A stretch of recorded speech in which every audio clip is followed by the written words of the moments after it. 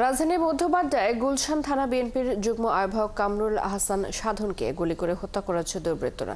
রোববার রাত 10টার দিকে মধ্যবাড্ডার গুদারাঘাটে এই হত্যাকাণ্ড ঘটে।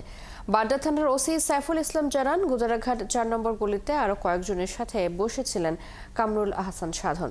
এ সময় কয়েকজন দুর্বৃত্ত তাকে গুলি করে চলে যায়। হৃদরোগ ইনস্টিটিউটে নেওয়া হলে চিকিৎসক সাধনকে মৃত ঘোষণা করেন। নিহত সাধন ডিশ ও ইন্টারনেট ব্যবসা করতেন বলে জানিয়েছেন এলাকার লোকজন। জড়িতদের ধরতে অভিযান শুরু করেছে পুলিশ, তবে তারা ক্যামেরার সামনে কোনো কথা বলেনি। এই হত্যাকাণ্ডের সুষ্ঠু তদন্ত ও দ্রুত বিচার দাবি করেছেন বিএনপি নেতাকর্মীরা।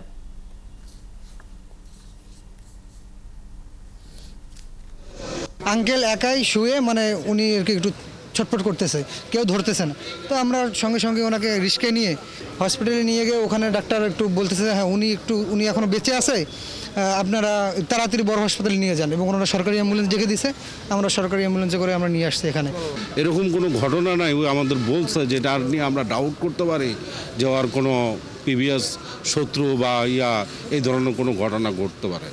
আমাদের দলের উপরে যেই ধরনের এই অ্যাটাকটি হয়েছে সেটিকে অবশ্যই আমরা নিন্দা জানাই, পাশাপাশি এদেরকে দ্রুত আইনের আওতায় এনে তাদেরকে বিচার করা হোক, এবং আমরা অত্যন্ত আশাবাদী যে দ্রুত সময়ের ভিতরে তাদেরকে অ্যারেস্ট করে আইনের আওতায় এনে একটি দৃষ্টান্তমূলক শাস্তি দেওয়া হবে তাদেরকে।